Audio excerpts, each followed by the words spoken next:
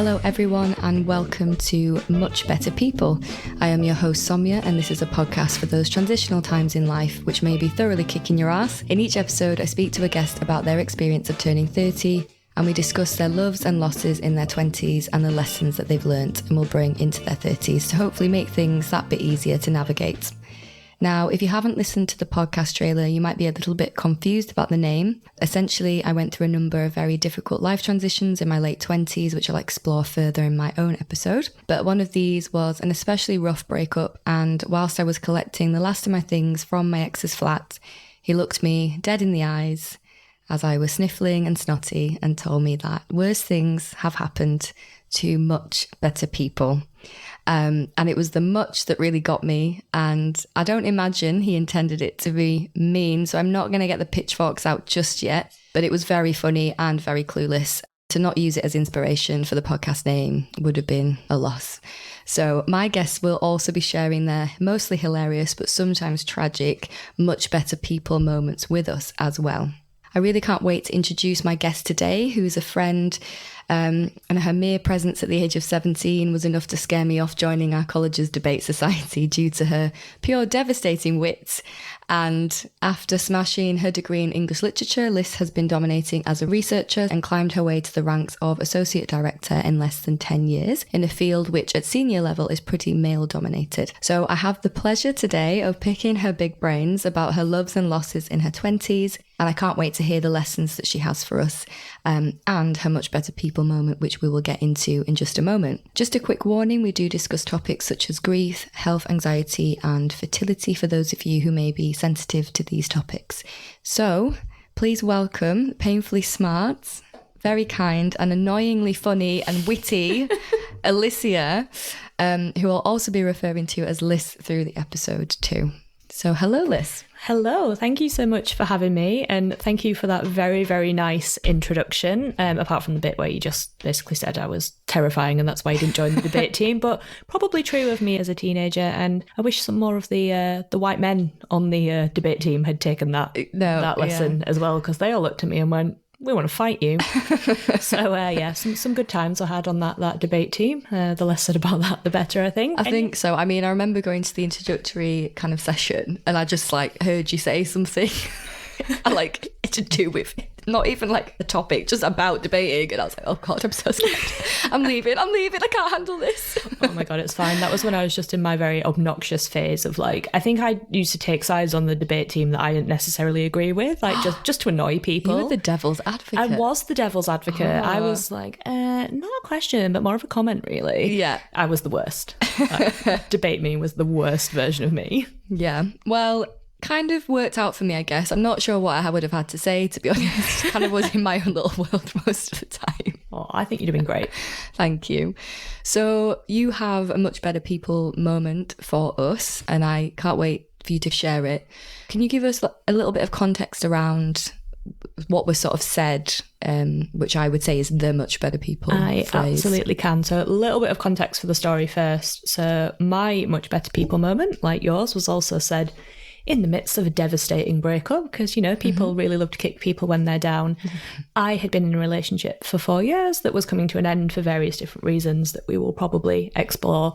But I had just returned from a trip travelling, was deciding on the future of this relationship. In the midst of that, I had found out that my mum had a potentially life-threatening illness. She had cancer. I hope she won't mind me saying.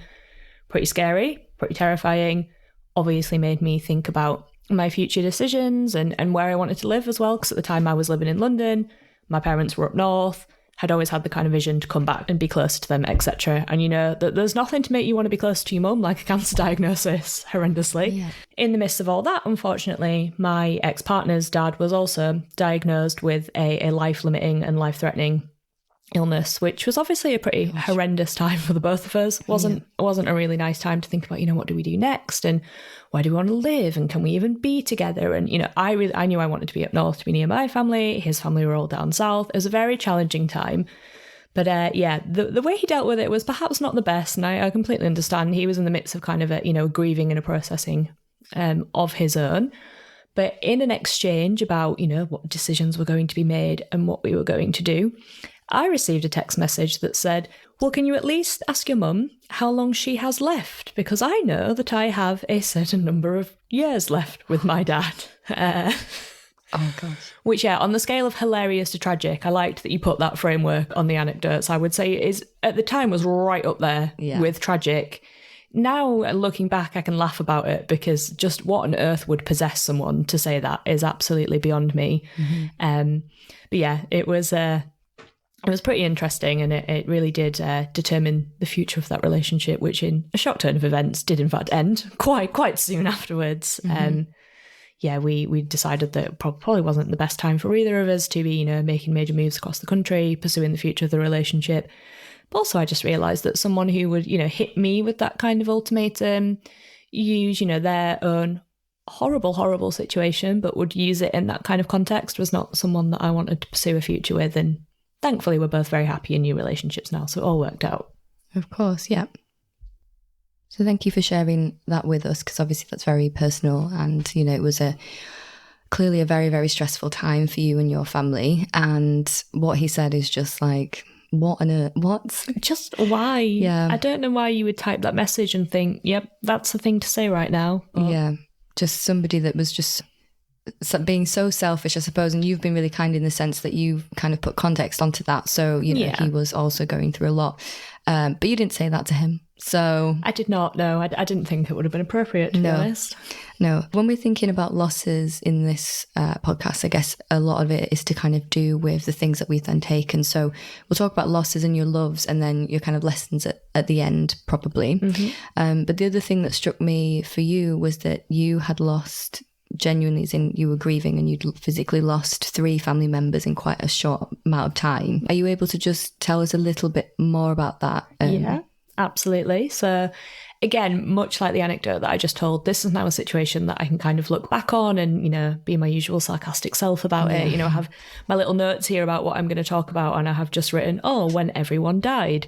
Because there was unfortunately a period of my life when everyone died. So I was 2015, so I'd been 23, and my uncle passed away, who is my mum's older brother. My granddad on that side of the family had passed away before I was born, so my uncle had kind of always fit in the role of, kind of almost like a granddad to me. Yeah. Then quite shortly after that, so that would have been in 2015, in 2016, my grandma, again on the mum's side of the family, passed away after quite a long battle with vascular dementia. So we'd seen her go through that, which was pretty grim.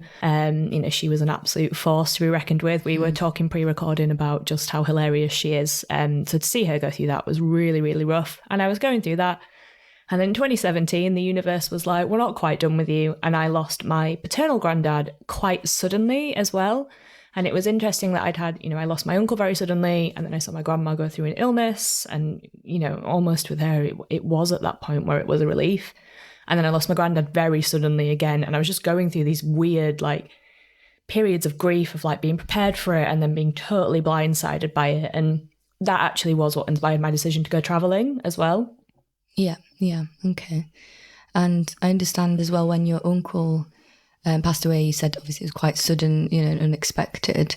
And at the time, when thinking about this ex-partner that you've already mentioned, and we were chatting about the podcast, you told me something, and I just thought, I'm a terrible person for laughing at it, but I think if you can't laugh, what would you do? Your uncle, as you told me, died suddenly, but it was in his sleep, wasn't it? Mm-hmm. Okay. And obviously at an age that was just very unexpected, and it was, it had that extra kind of layer of tragedy around it as well, and shock. Can you tell me what your ex said at the time when you were talking about, I guess, maybe finding some comfort in the fact that your uncle was asleep? Yeah, so for additional context, my uncle passed away in Hong Kong on a rugby tour with his mates. He was just living his best life, seeing the rugby sevens in Hong Kong, and he went to sleep and he didn't wake up. And I was, pontificating on this and thinking, that's a wicked way to go out. He was in Hong Kong, place that he loved. He was enjoying the rugby. He was with the lads. He was in his sleep. There's no better way to go. He didn't suffer. Previous partner who was mentioned at the top of the podcast then proffered the suggestion of, well, do we actually know when people die in the sleep that it's pain-free and that, it actually is the best way to go? Because, what if they wake up screaming in the night and clutching the chests and in pain? The woman was too stunned to speak. How am I supposed to respond to that? I was leaving a little silence there just for listeners to just grasp that. So you basically had, kind of dug deep in a way and just thought, actually, there's some form of comfort or relief I can take from the fact that my uncle was, was in his sleep. There wasn't any other kind of additional suffering. And he went out. When I say men, honestly, say the most, but do the least, achieve the least. He decided to then just ruin that for you and be like, well, we don't actually know because I guess people die in their sleep. People, others aren't around them to confirm or deny if they've suffered or not. The previous comment, again, that was told at the top of the podcast, I've had time to ruminate on that and thought he was going through it. He was having a tough time. This, I just think, for why? What would ever possess someone to say that? And stunning. And that was actually, if that was 2015, that wasn't that long into our relationship. So I did, in fact, stay in a relationship with this person for another 3 years, which says all we need to know Alicia. about my decision making.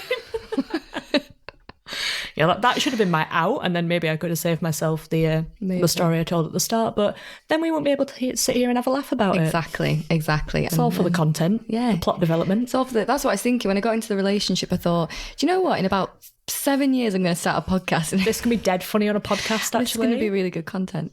Okay, so in terms of thinking about loss, I guess that loss or those losses for you are quite what we think about when we're considering stereotypical or quite straightforward losses, because obviously it's a loss of a person. Mm-hmm. But I guess there was an additional layer for you because both of your parents, you'd said, had become essentially orphans in a short space of time. And, when you were telling me about that initially, I was kind of thinking, personally, because I'm self-obsessed, I might be wondering about my own mortality and that kind of thing. But actually what was interesting for you is, because you're much more sensible than me, is that you then were kind of forced, I suppose, in a way to think about yourself being in that position at some point. We all are going to be. Yeah. But when your mum was diagnosed with cancer, that clearly, forced you, I suppose, to not grow up because you are very mature anyway, but you were kind of forced to just accept that she had this diagnosis and then think potentially about you maybe being in a position where you don't have your parents and being in your were you in your mid-20s? How old were you? Yes, 2017, I would have been about 25. Yeah, that's not something that most people are kind of confronted with. In terms of thinking about loss, is there anything within that you took in that situation and learned from? I'd love to say there was something really sage in the lesson that I learned from initially finding out about my mum's illness, but honestly at that point I just thought the universe was taking the piss out of me. I was like, are you having a laugh? Like, have I not been through enough? And I think we'll cover this later, but you spoke about how you were you might respond to that in quite a self-absorbed way. I might be self-obsessed about it, Yeah, and actually I had, because I developed really bad health anxiety off the back of this experience about my own health. And hilariously, for some reason, because none of the people I lost had passed away from cancer, I became absolutely fixated on the idea that I had cancer. It was an unhinged period of my life where I would just hang out in A&E for fun, basically. Shouldn't laugh at that. Oh my God, I laugh at it now. Like, I tell stories about me being like, I had a bit of backache, so I decided that I had, stage 4 breast cancer that had metastasized with no other evidence to that point. So, and that for me at the time was quite ironic, really. The universe, it was almost like the universe was like, good God, girl, get a grip. You haven't got any of these problems, but here's someone who has. And I was like, really? Is this how I need to learn this lesson? Must we? Simply? But yeah, I think, it was a lot to go through in a short period of time, and having to go from, actual loss to what to me at the time was the prospect of loss of a parent, and thankfully, touch all of the wood, my mum is now fine. She is in remission. We are, far removed from that. I think there's nothing to really put perspective on how lucky you are to have the family that you have, like losing quite a few of them, and also the potential of losing the person that is closest to you. There's no one quite like a mum. So I think that was a lesson that I learned there. Was definitely, I felt very fortunate, despite having gone through quite a few rough times. I'd seen my own parents as well kind of support each other through that process and that experience. Yeah. So that's obviously very important to see that relationship as well between the two of them. Yeah. And I suppose for you, you do have a chronic health problem as well. And it's interesting because I've at this point recorded one other podcast episode and we talked about chronic pain and kind of chronic health problems in that as well. So can you tell me a little bit more about your diagnosis of endometriosis? Because I think that's something that's relatively common in some ways and is experienced by lots of women. Yeah, no, absolutely. So again, as much as I felt the universe was basically taking the piss out of me because I'd had this, a lot of loss, and then I developed this fear, as I said, specifically of cancer, and then I'd had someone close to me experience that. I did actually have, behind all the health anxiety, an undiagnosed health condition. For people that don't know, endometriosis is a gynecological condition. And it's actually one of the, I'm not sure exactly what the statistic is. That's really bad. We're recording in endometriosis awareness month and I don't have my stats. We are festive. But yeah, it's a condition that quite regularly goes undiagnosed because essentially it is a condition that is experienced by people who have uteruses. And, traditionally those people don't have their pain taken seriously in the medical profession, not always. And I actually went through, I think, end-to-end, probably a 10-year process of trying to get diagnosed. Yeah. So I had always, had really bad periods and always had trouble with that. From being about 14, I was the person that would pass out when I was on my period and just be in immense amounts of pain. When I was at uni, it got really bad. Then as I got into my 20s, in and amongst the unhinged A&E visits, I was having genuine A&E visits because I was just in so much pain. I was losing a lot of blood. I was really struggling. And then I was also going through this process of doctors just dismissing it and kind of saying, it's normal to have bad periods. This is just what happens to women. Obviously very gendered language used in that context.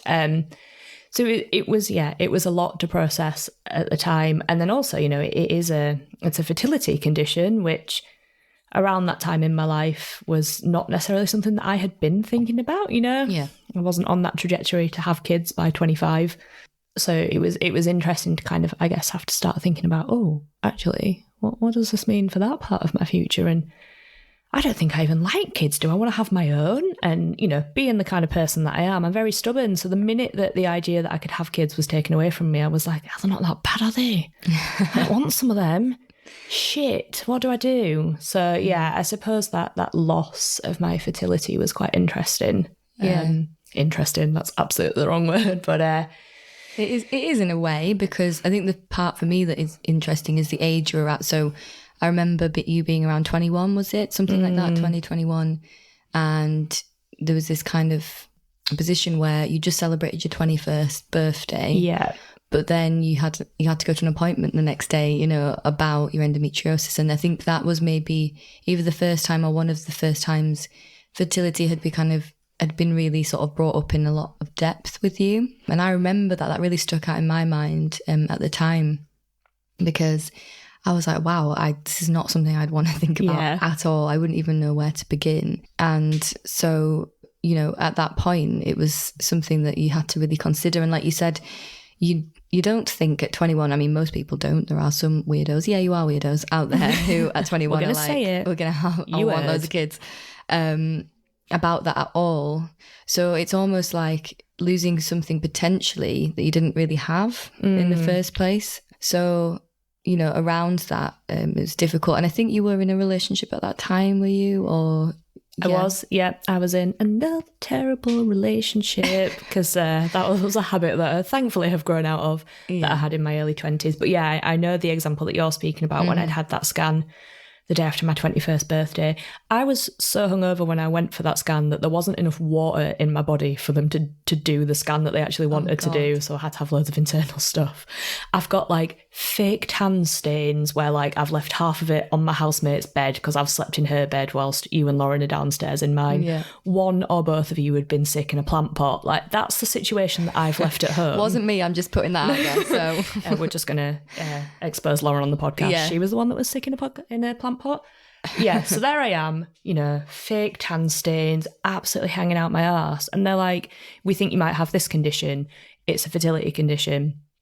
are you in a relationship? Are you on contraception? Are you thinking about these things? And I was just like, all I'm thinking about right now is getting home and having some potato smileys and finishing the rest of that Pepsi Max. Like, this isn't a discussion that I want to have right now.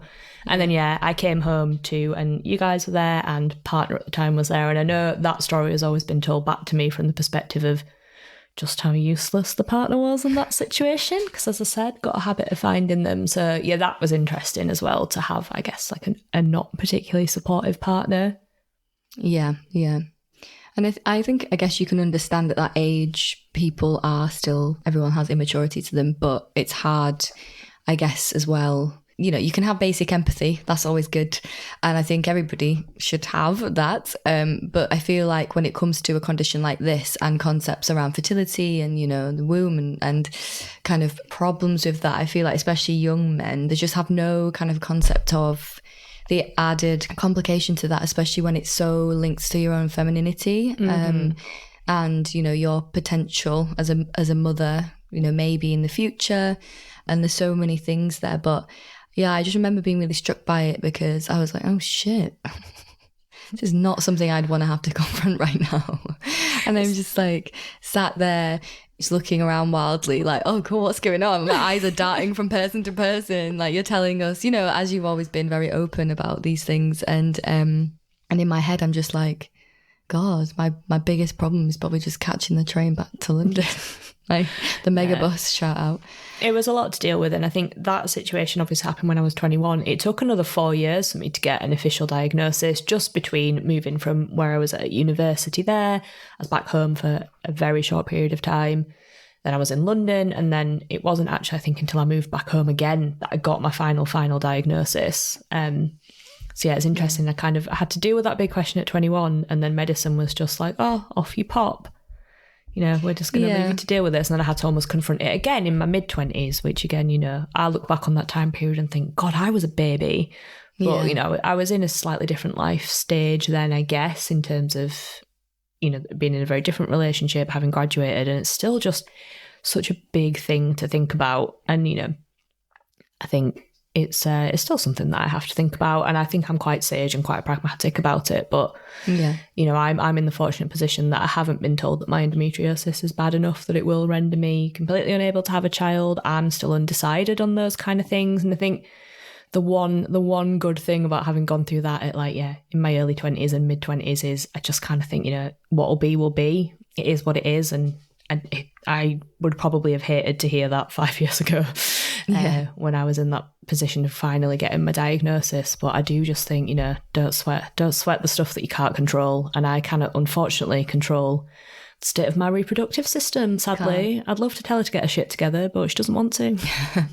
Well, mine, I'm not bragging, mine works, I think. Good for you. But it's my personality that's going to render that useless. Yeah. Someone has to choose to have a child with me, which is going to be, interesting to see.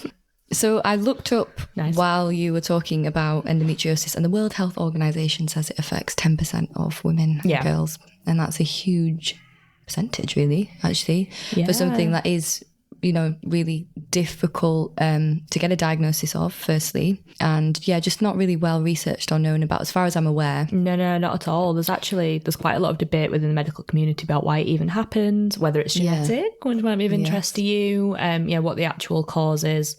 Traditionally there's been all kinds of horrendous, obviously, ways to shame women who have endometriosis. Is it the result of being overly sexually active? Is it the result of having a lot of unprotected sex? And it absolutely isn't. It is just something that happens. But I have heard when you kind of sleep around, you're a big fat slut, that your cells are like, your endometrial tissue is like, do you know what? I'm going to spread. This bitch. That's it. I've had enough of this. Right. They're just staging a rebellion down there. That's what's happening. Yeah. Clearly I don't, I don't have it, therefore I don't get any. I mean, that's, thank you for sharing that. I think that, whoever's kind of listening to this, especially people that can really relate to that, probably have very similar stories as well in terms of discussions with healthcare professionals. And the other interesting thing, I suppose, for me is when I first kind of I learned a bit more about it. I just kind of always assumed, okay, you know, the tissue will grow places that it's not meant to be, and the, you know, they've done surgery and they've seen it in people's bowel and things like that, and that makes sense in a way because that's close to your womb. But then it's, you know, things like where I've heard that they found endometrial tissue in literally like lung or brain. Yeah, like thankfully as far as I know, that's quite rare. But yeah, that shit will grow wherever it wants. Do not try and tell endometrial tissue what to do, because she's not going to listen. She's her own boss. She is. As we said earlier. A girl boss. Girl boss. Gatekeep. She is absolutely. And she will gaslight. And she will gaslight. And then, and the doctors will too. Yeah. It's a really difficult illness, and I think the difficulty that I had with it was when I was trying to get my diagnosis, it was almost this thing of, oh well, periods are just supposed to be painful, that's perfectly normal. And I was like, I don't think it's normal that I'm in, you know, tears every month, or that I'm ending up in A&E having to have intravenous morphine to deal with the pain. I consider myself to be well hard. I was mortified when I was having to go do that, because I was like, it's just a period, because that's what society had conditioned me to think, you know. And again, to that point you made about femininity, and I think there's so much in our society, especially for women of our age, because we grew up under the shadow of second wave feminism. There's so much in like, ooh, we have ovaries and uteruses, and aren't we so powerful because of that? Which I get where that comes from. We've got to get one up on the men's somehow, but I find that kind of language really problematic for a whole host of reasons I won't go into here. But as a cis woman who was then experiencing, you know, fertility problems, I was like, oh, my bits don't work as they should do. Am I not strong? Am I not like? Yeah, I've got not got one of them good utes that's doing what it should do. So that was really difficult for me, actually, in thinking, oh shit, yeah, you know, it's not doing what it's supposed to be doing, which is, you know, is absolute bullshit. Like, yeah.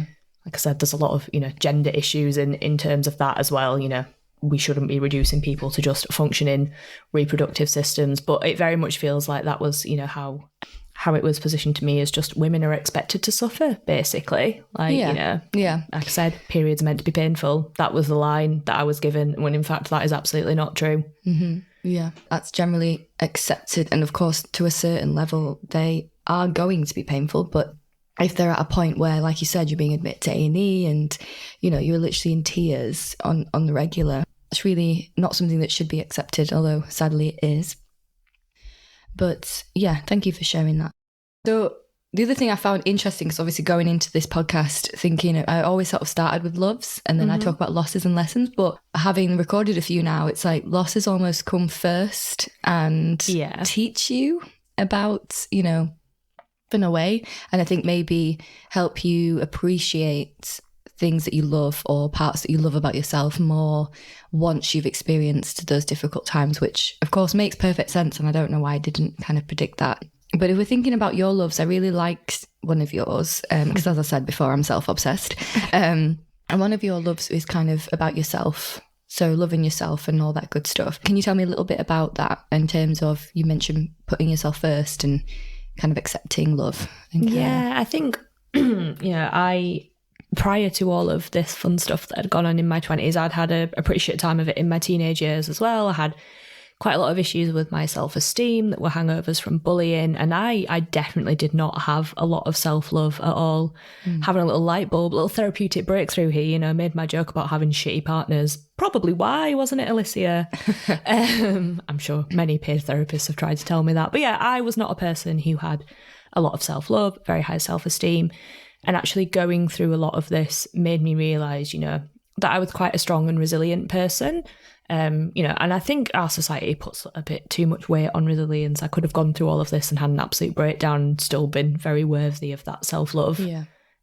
But yeah, just learning, I guess, to be proud of myself for surviving what I'd gone through, and also, like I said, just having a bit of self-love and learning to accept love as well, because something else that I had done as a result of kind of, like I said, having a bit of a shitty time as a teenager, some shitty relationships, was I was very bad at letting love in.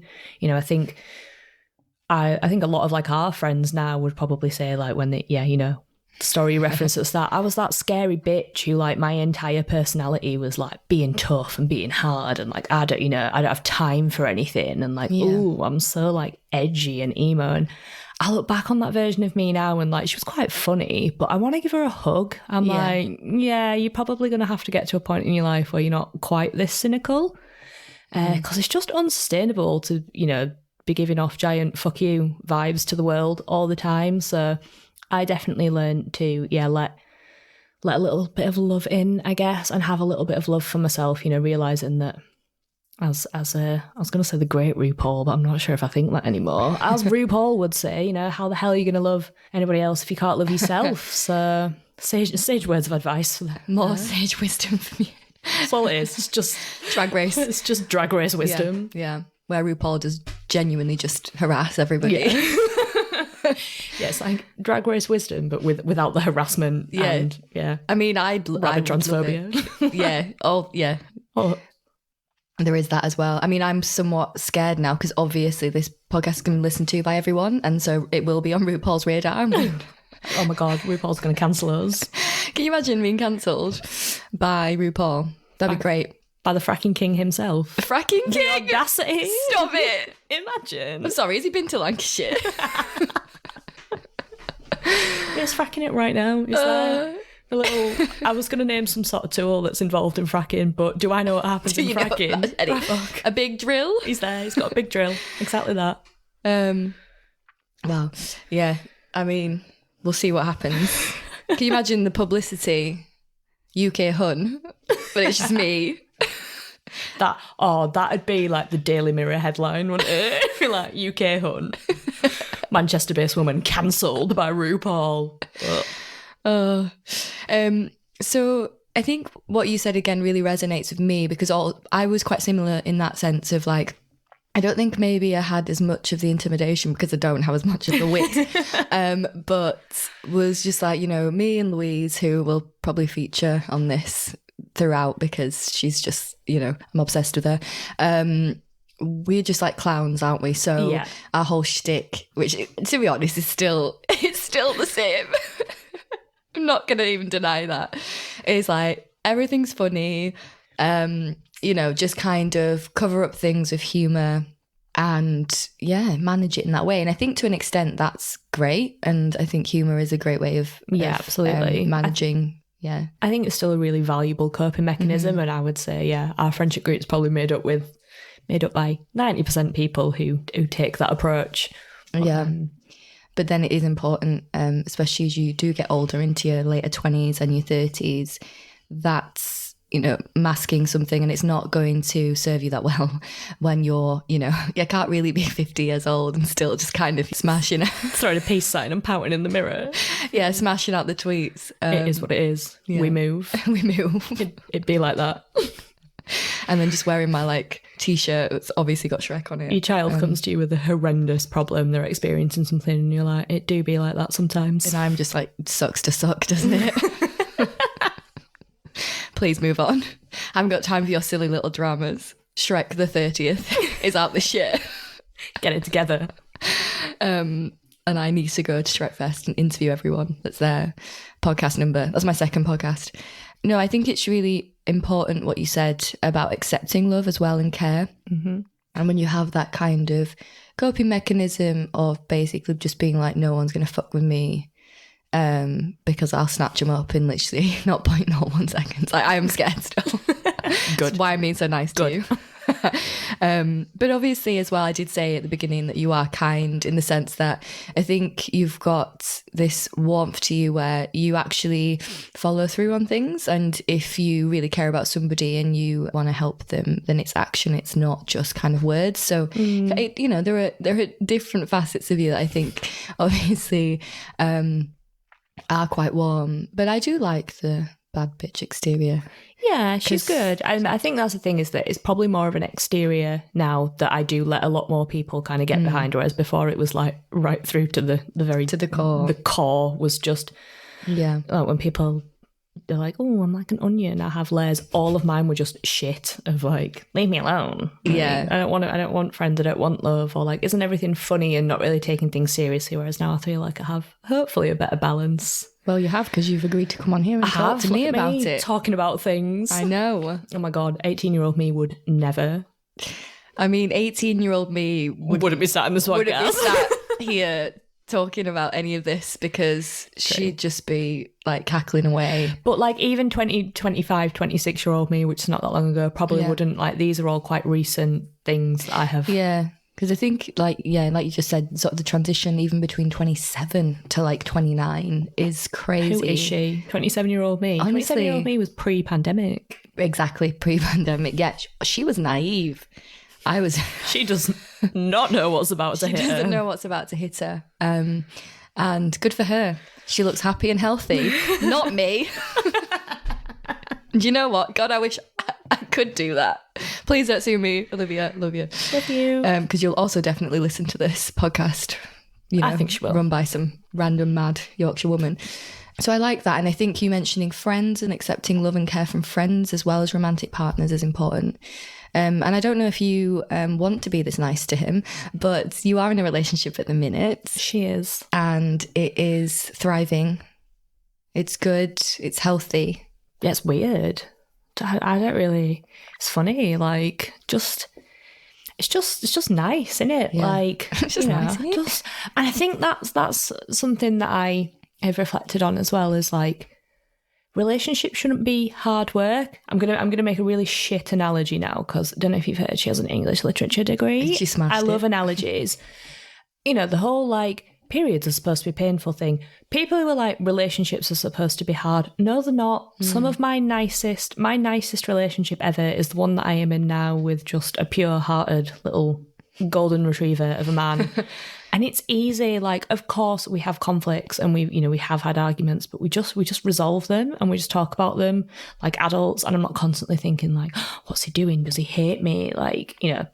Yes. It's yes, You told he me does. to say that. Probably does, to be fair, but we'd be very nice about it. Yeah. And yeah, I think that as well is true of friendships. Like, I think it's really easy when you get into your 20s, you know, friendships become a bit weird and a bit difficult and people kind of disperse and go to various different places. But friendship should just be easy. Like, we can not talk for months and then here I am whoring out all of my trauma on your fucking podcast. Thank you very much. You're welcome. Yeah. But I think that's It's a healthy dynamic. it's a very healthy dynamic, and I think it is telling of what a sensible, like, grown-up friendship we have. That's There you go. nice. A little bit of Thank hype you. for you as well. Thank you. You can give me that tenner later. I will. £1.50 sponsorship.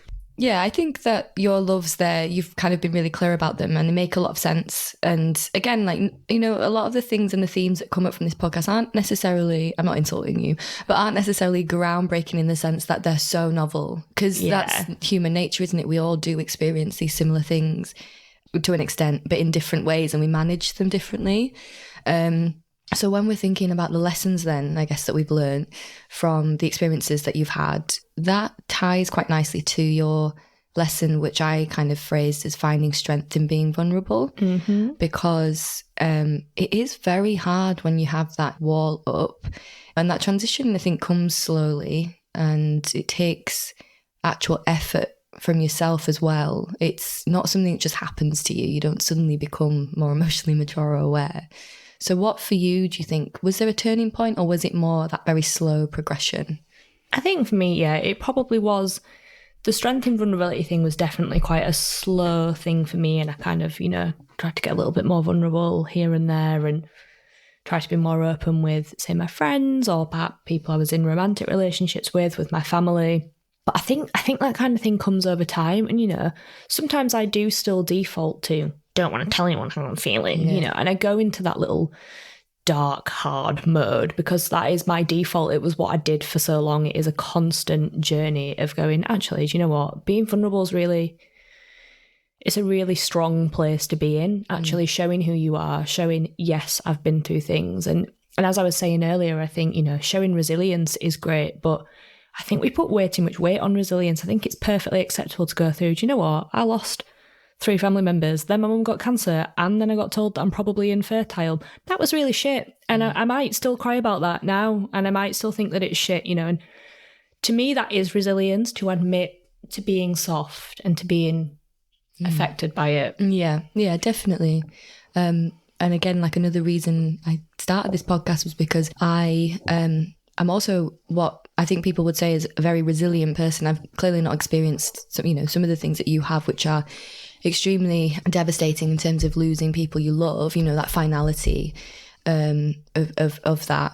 But I think definitely somebody where it's like I just keep going, you know, I'll accomplish things. I won't kind of I don't stop. I don't have that time. And actually the first time I experienced that ever was around this time, well, January last year. Basically, everyone, she lost her shit. Spoiler alert. And finally had to take a break and take stock of what had happened to me in a very short space of time.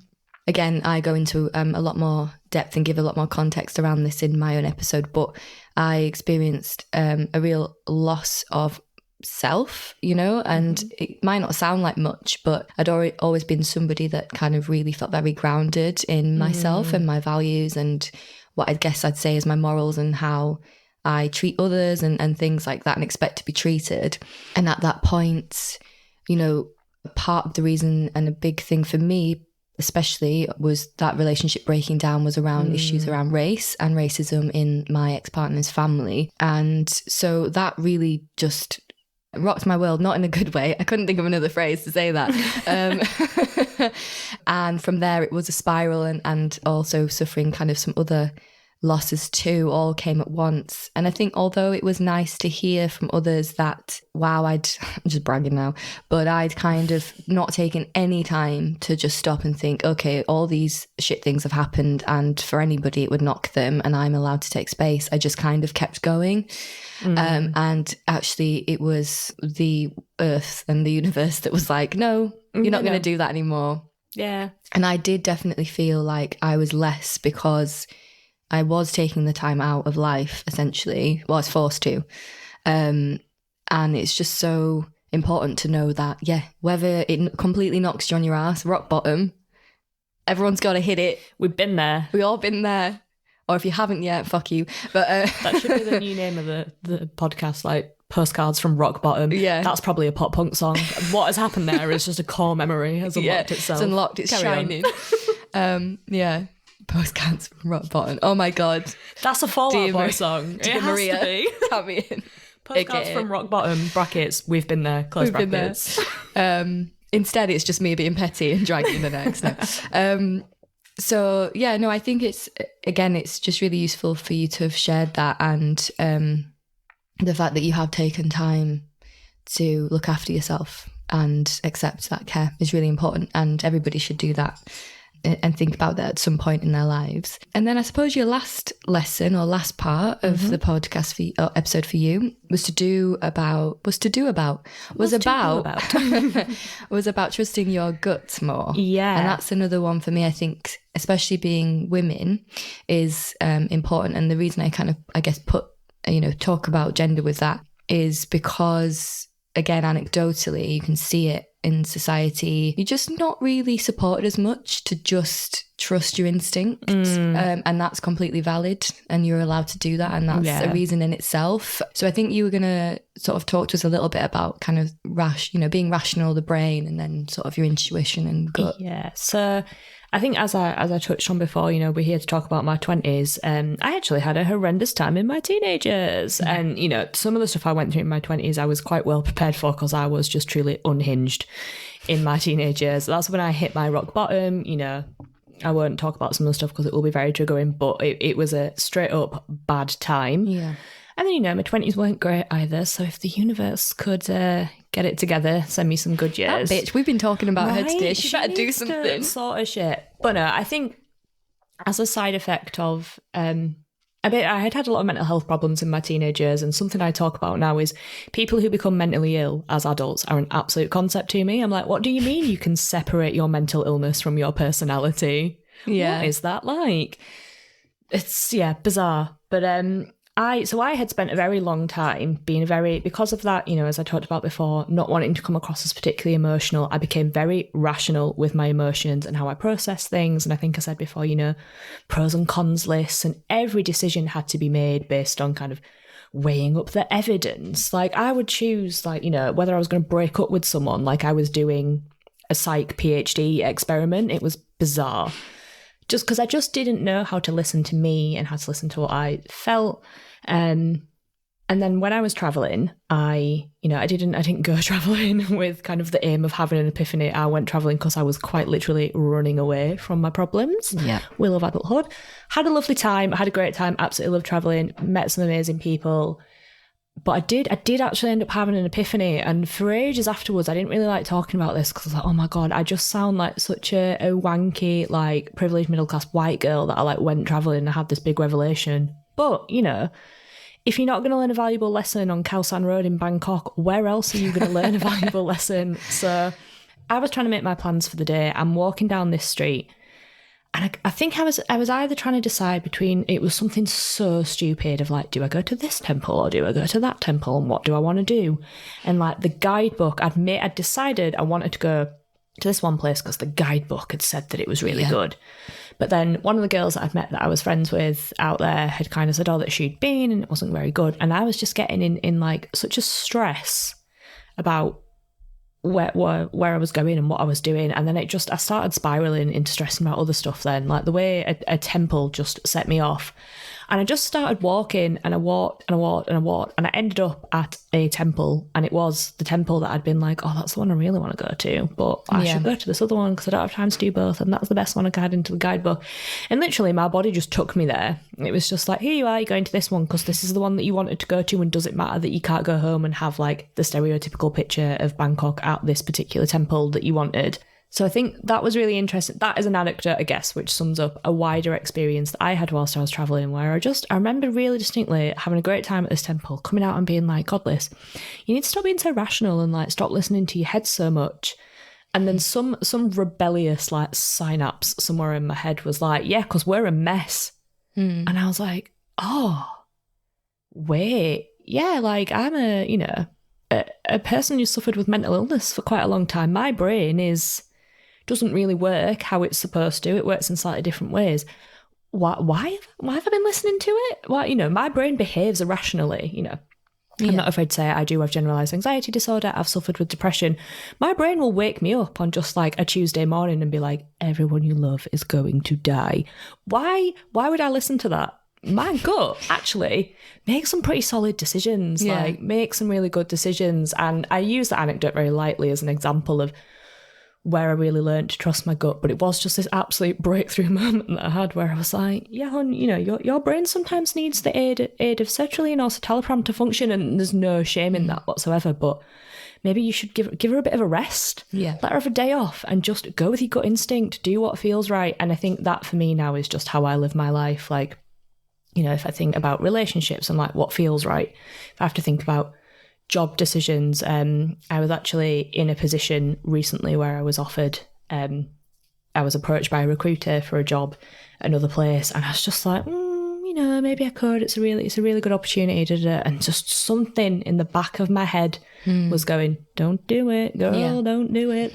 My gut was just like, nah, it's not for you. And I withdrew from, I didn't go through the interview process, and actually have no regrets about that. Like I'm loving life at work at the minute. So, it's just a couple of examples like that. There's loads of them, but I just learned to, listen to my gut and trust myself a little bit more, I guess, rather than totally over-rationalising everything. Yeah, and I think with your gut kind of instinct and feelings, it is those kind of micro decisions, and it's not always the kind of big, doesn't have to be huge things. Because with the bigger decisions as well, there is a certain level of, I think you are going to be rational anyway, because that's what you're like as a person. So it's only going to bring you to a certain point, and then for that final decision, you've got to have a bit more of feeling and a bit more of a depth to it than just this is good because of this one and this is bad because of that. But it's interesting you talking about these sort of smaller examples, because it is often those moments. Like this podcast, literally, I came up with the concept within 2 days. I think I had a name, and I just went with my gut. And obviously there were parts of me that were like, do I even want to share any of this? But I felt that it was really valid and something that does deserve to be out there. And I think if anybody else has experienced anything similar to your story, or to, my other guest Priya that I've recorded so far, or even myself, it's really nice to just know, right, I'm not crazy. This has happened to other people. It is shit. And, on the other side, it is better. But yeah, no, I think the thing about trusting your gut's really important. And we hear about it in the context of safety for women, you know, course, and with people.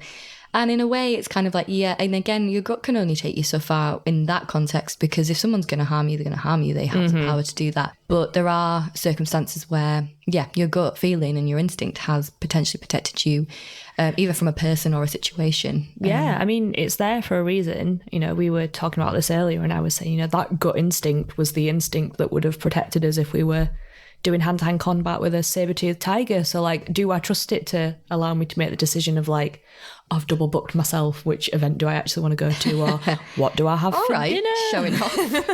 Oh no, I'm the worst everyone. for that. I have just exposed myself. Everyone knows that I do it. I just say yes to everything. I'm like, yeah, I want to do that. And then I'm like, oh, wait, actually. Yeah, you do. The 30th of April is just one day. Sorry. Yeah. All right, everybody. She fucks and she gets invited to places. Show off. Not to brag. But yeah, no, I get where you're coming from. Yeah. So thank you for sharing all that with me. You are very welcome. You are in your new era. You're in your, what should we call it?